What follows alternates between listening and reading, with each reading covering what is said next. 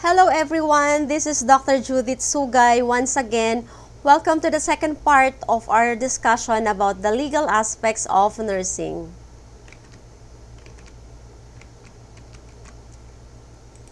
For the learning outcomes, upon completion of the module, the students will be able to understand the areas of potential liability, describe the legal protection in nursing practice, explain the patient's Bill of Rights, and enumerate the rights of student nurses. So here are the areas of potential liability. Liability is defined as the state of being legally responsible for one's obligations and actions, making financial restitution for wrongful acts. For instance, when a nurse is asked to carry out an activity that she thinks would be harmful to the client, then the nurse is responsible to refuse to carry out such order and report this to the nurse supervisor. Crime, as defined, is an act in violation of public law, or this is called a criminal act. It is punishable by a fine or imprisonment. It does not have to be intended in order to be a crime. For example, accidentally administering an additional and lethal dose of a narcotic drug to relieve discomfort. Felony is a crime of serious nature like murder, punishable by term in prison. Okay, manslaughter is a second-degree murder, for instance, that of a nurse who accidentally gave additional and lethal dose of narcotic drug injection. Misdemeanor is a less serious act. It's actually punishable by fine or a short-term jail sentence or both, okay? An example would be, in some instance, okay, a nurse who slaps a client's face. Tort, on the other hand, is civil wrong, okay, against a person or a person's property. So the individual or individuals claimed to be responsible for the tort are sued for damages. Tort liability is almost always based on fault, okay, which is something that was done incorrectly or something that has been omitted. Torts are classified either unintentional or intentional. Under unintentional, we have negligence. Negligence refers to the misconduct or practice below standard, expected of ordinary, reasonable, prudent person. Okay, so this places actually another person at risk for harm, and it's applicable to anyone. We have the elements of negligence. One is a duty, okay? So, duty refers to the relationship of the nurse with the client that involves providing care and following an acceptable standard of care. So, for example, the nurse assigned to a certain healthcare facility attends to the client who needs help, okay? Breach of duty, on the other hand, is when the nurse failed to observe the standard of care. So something here should be done, okay? But then again, there's an act of omission. That's why it was not properly done, okay? For example, arranging the bed properly during treatment after surgery, okay, which results to accident. We also have another element called foreseeability. This is a link or a connection between the nurse's act and the injury suffered, okay?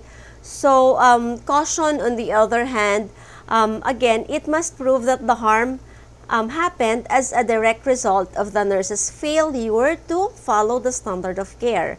Could have result, again, in such harm. And then, when we say harm or injury, the client must demonstrate some type of either harm or injury as a result of the breach of a duty owed to the client. Okay? Damages, on the other hand, is being held liable for the damage caused by the injury, which may be compensated. Okay. Another one is malpractice. Okay. Malpractice is a more specific term that looks at the standard of care as well, and considering that the individual has a professional status. Okay. So the individual is a professional. Could be professional nurse, of course, or caregiver. So again, just to emphasize, to be liable for malpractice, the person committing the wrong act must be a professional. So, malpractice is the failure of the nurse to act in accordance with the prevailing professional standards. So, there is actually failure to foresee the consequences because of the following. First is not properly monitoring a patient, like not doing the vital signs appropriately, not monitoring the patient's vital signs. Next is inability to respond to a patient on time. And then next is inability to call a physician for immediate assistance. And we also have inaccurate recording of patient's condition. This can be reflected in the patient's chart. And purposely making an error during routine care. So here are some measures to prevent malpractice. First is check and recheck medications. Okay, this action can help prevent any medication error. Okay, check the side rails before leaving a client. Then again, this promotes client safety, okay? And do not ignore a client's complaint. Always document, reassess, and then report to the physician, okay? Any update about the client. And do not forget to give due respect to the client's right, okay? Which is the right to medical or professional health care. Let's differentiate negligence versus malpractice. So when we say negligence, there is an omission to do something which a reasonable person, guided by those ordinary considerations, which a reasonable person would not do. Okay? So, on the other hand, malpractice refers to the failure of one rendering professional services to exercise that degree of skill and learning commonly applied under all the circumstances in the community by the average reputable member of the profession, having the following: result of injury, loss or damage to the recipient of services or to those entitled to rely upon them. Okay. Next, let's discuss intentional torts. Okay. Assault is causing actually physical or psychological harm. Okay. So this is actually defined as attempt or threat to touch another person unjustifiably. Okay. So you actually do not have to harm the patient to commit assault, because again, threatening them could be made verbally or pretending to physically harm them are both examples of assault that can occur in nursing. Battery, on the other hand, is the intentional act of causing physical harm, okay, to someone. So, there is a willful touching of the person, including that of their clothes or something carried that may or may not cause harm. This could be done through slapping, pinching, kicking, okay, or even pulling hair. False imprisonment, okay? So this is unjustifiable detention of a person without legal warrant to confine the person, okay? Although the nurse may suggest that the client remains in the hospital, she has no right to detain the client against his or her will. So the client can leave by signing a form such as against medical advice form or absence without authority. The next one is the invasion of privacy. So invasion to privacy is the right of individuals to withhold themselves against public scrutiny. Okay, so there is direct wrong of a personal nature, and it is unnecessary to again discuss or gossip about the patient. So here are the types of invasions of privacy. Again, when you use the client's name for profit without consent, like that of advertising the client's photo for the healthcare agency without the client's permission. Unreasonable intrusion is the next one, like taking photographs without the client's permission.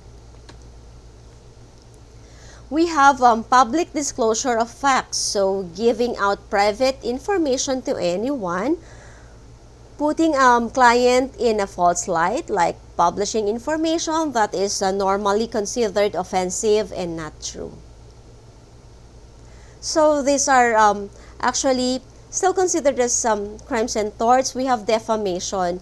Defamation happens when there's communications, okay, that's not correct or false.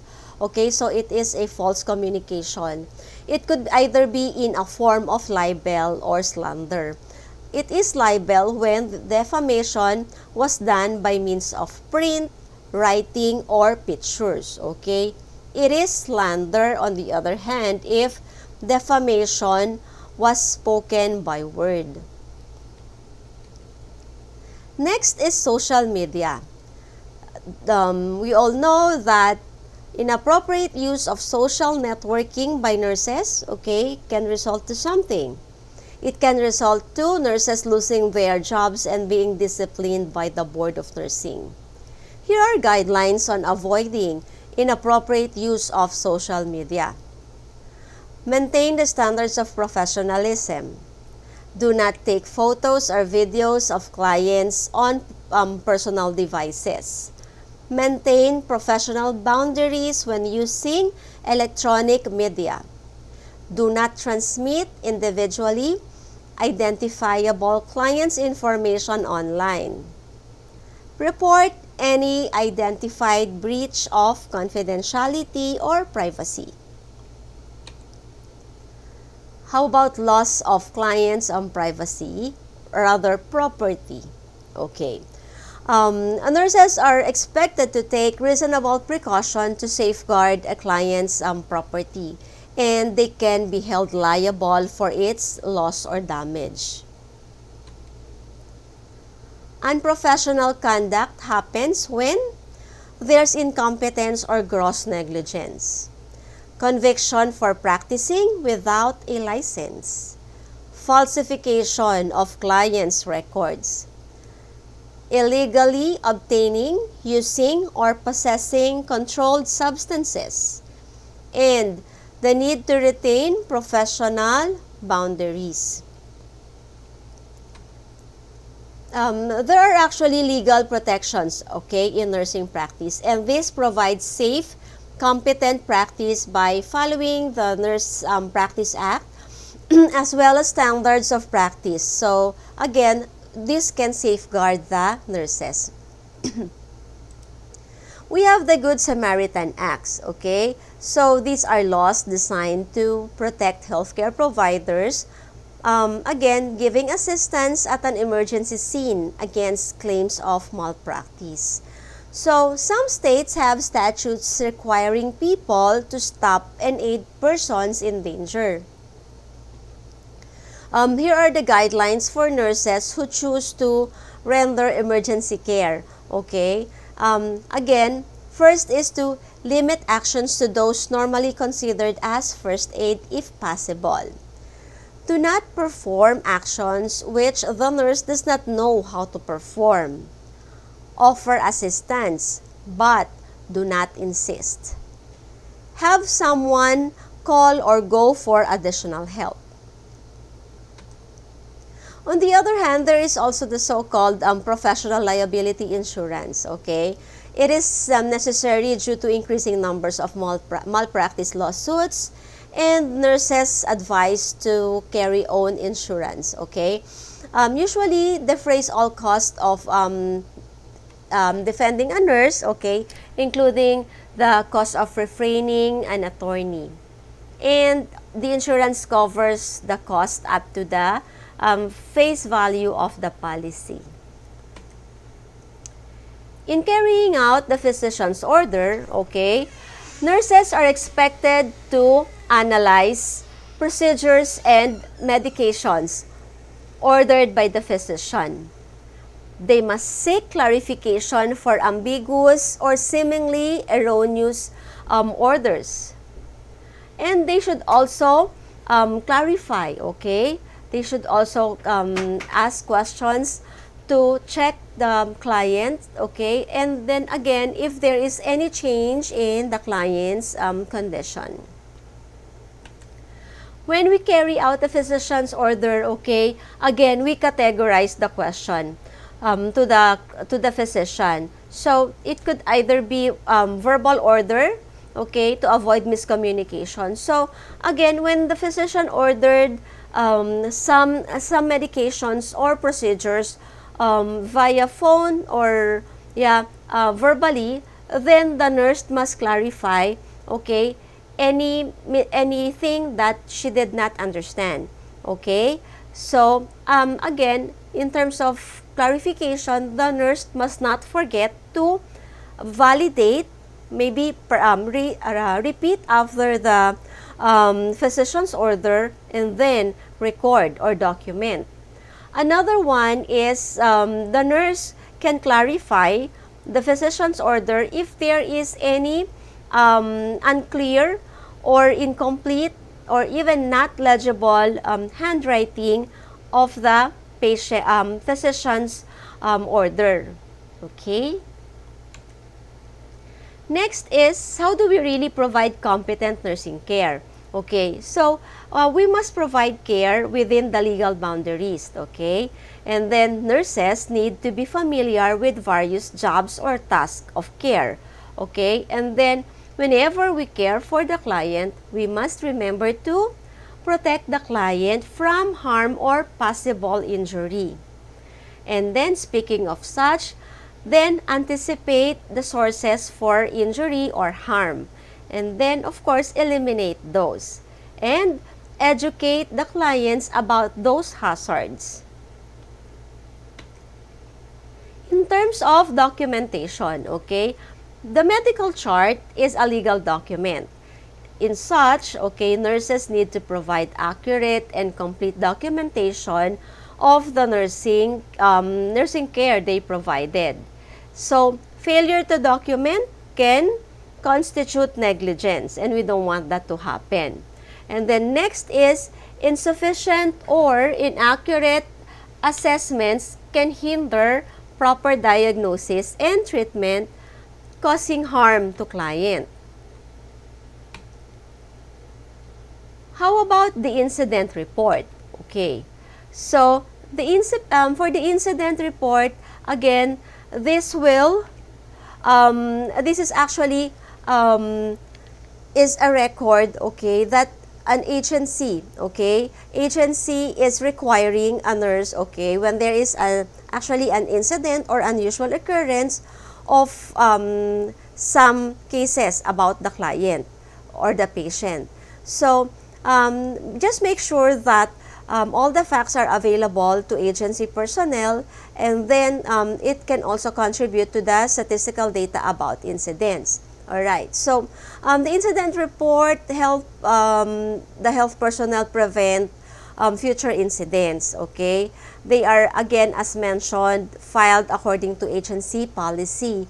The information included here could be the following, okay? The client's name, initials, hospital identification number, date, time, and place of the incident, as well as the description of the facts of the incident. Take note that you should not include here any any conclusions, or you do not blame other people here. Just make sure that what you write here are just facts about what have occurred, okay, during the time that you have encountered the case with the client. Let's now discuss the patient's Bill of Rights. So, we actually have mentioned already the nurse's rights, okay? Now, it's the turn for us to know more about the patient. Okay, so in knowing the patient's Bill of Rights, of course, we must always consider that there should always be fairness whenever we treat the patients, okay? And then that we give them holistic care. So the following are the 13 rights of the patients and must be, okay, respected by the healthcare provider whenever they give care. So first is the right to appropriate medical care and humane treatment. So here, the patient has the right to considerate and respectful care, again, regardless of their socioeconomic status, okay? And then next is that the patient has the right to receive from his physician the information, okay, necessary about his condition, and just make sure that it is in the language that the patient can understand. Next is the right of the patient to privacy and confidentiality. So again, here, make sure that you only give necessary information, okay, to the healthcare provider team, and again, do not provide information to other people who are not allowed to have such information about the patient. Next is the patient has the right to information. So in the course of the treatment of the patient together with the legal guardian or the parents has the right to be informed of the evaluation, okay, or the extent of the disease. And then next is the right to choose healthcare provider and facility. So here, the patient is actually free to choose the healthcare provider and as well as the facility, except when he is under the care of a service facility or when public safety demands, or even when the patient expressly or impliedly waived his right to do so. Next is the right to self-determination. So always remember that the patient has the right to either refuse or avail the treatment, and still must be informed of the consequences of his actions or decisions, okay? And then next is the right to religious belief. So here, the patient may refuse treatment contrary to his religious beliefs, okay? Some religious organizations, they do not accept blood transfusion, for example. And if that's the case, then the patient must sign again an informed consent that or must be in agreement that that such procedure will not be given to them and that they should be ready for the possible consequences of their decision. Next is the right to medical records, okay? So here the patient is entitled to receive a summary of his medical condition, his medical history, and has the right to view the contents of his medical records except records which include psychiatric notes, okay, and other incriminatory information obtained by third parties, which definitely can be discussed by the physician, by the way. Next is the right to live. So here, the patient shall not be detained against his will in any healthcare institutions, okay, just on the sole basis of his failure to settle his financial obligations. So in this matter, the patient can actually sign, okay, a waiver, okay, or an agreement in the hospital institution. Next is the right to refuse participation in medical research. So again, as we have discussed, every individual has the right to refuse their participating in medical research. Again, it is always voluntary, and signing of the informed consent is really a must before you participate in a medical research. If a minor, okay, patient was asked to participate, then the minor patient must sign the assent form, okay? But then again, do not forget that it must come with the parental consent, coming from either the patient's parent or the legal guardian. Next is the right to correspondence and to receive visitors. So the patient has the right to communicate or receive visitors, but then this is subject to reasonable limits of the hospital or the facility. And then next is the right to express grievances. So the patient has the right to express complaints and grievances, okay, about the care they receive without any fear and discrimination, and that they also must know about the disposition of such complaints. And then lastly, the patient has the right to be informed of his rights and obligations as a patient. So here, the patient has the right to know what hospital rules and regulations apply to his conduct as a patient. Actually, the Department of Health, in coordination with other healthcare providers, okay, launched a sustainable nationwide information and education campaign to inform the people of their rights as patients. And those rights and obligations actually were posted in bulletin board of the hospital institutions and also in their email or websites. So, next is, let's now discuss the legal responsibilities of students. The students or the nursing students are responsible for their own action and liable for their own acts of negligence. Lower standards are not applied to nursing students. This is in terms of care to patients. They also function within scope of education, job description, and nurse practice acts. They should also follow procedures and policies, okay? So both in the institution, in the hospital institutions, okay, and academics or the university or college of nursing. And then next is they can ask for additional help or supervision in situations they feel inadequately prepared. So they can either ask the clinical instructor or the preceptor for this matter. If working as an aide, do not forget to only perform tasks indicated in your job description and not from nursing school or from the nurse's job description. Okay, so these are the references that we have, okay? And just to recap or have our short takeaways about this second part of our discussion on the legal aspects of nursing. Then again, we've emphasized the rights of the nurses, okay, in providing care.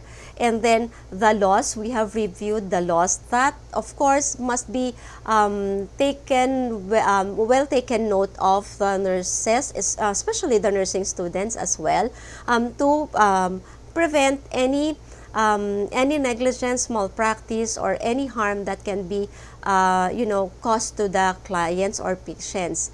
And then aside from knowing our own rights, And we also must know the patient's rights, okay, whenever we care for them, their rights in the hospital. And what's important among those rights is the right for them to be taken care of, the right to be well informed of the services that we give them, and their health condition.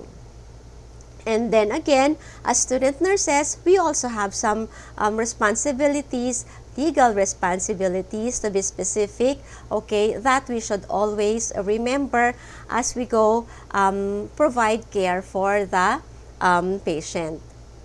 So, there you go. Thank you for listening, and have a nice day, everyone.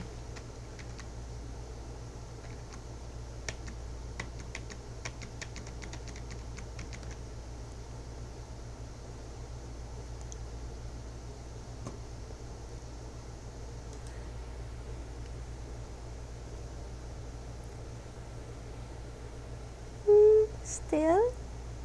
Okay.